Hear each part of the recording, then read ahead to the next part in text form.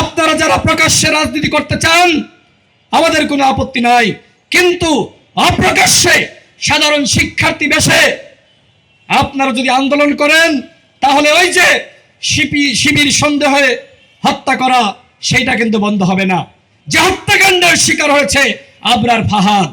সুতরাং বাংলাদেশে যারা রাজনীতি করতে চান প্রকাশ্য রাজনীতি করতে হবে, সেটি জামাত ইসলাম হোক আর ছাত্র শিবির হোক। অপ্রকাশ্যে বাংলাদেশে আর কোনো রাজনীতি করতে দেওয়া হবে না।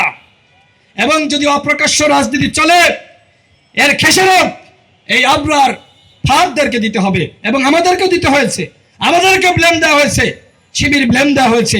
আমি এই কথাগুলো কেন বললাম? একটি কারণ, যে অপ্রকাশ্য রাজনীতির সব থেকে ক্ষতির শিকার হয় সাধারণ শিক্ষার্থীরা।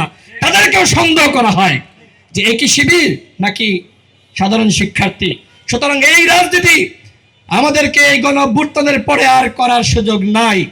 হ্যাঁ, রাজনীতি করেন ক্যাম্পাসে, প্রকাশ্যে ছাত্র অধিকার পরিষদের রাজনীতি করেন, ছাত্র দলের রাজনীতি করেন, ছাত্র শিবিরের রাজনীতি করেন, অন্যান্য বাম সংগঠন ইসলামিক সংগঠনের রাজনীতি করেন, আমাদের কোনো আপত্তি নাই।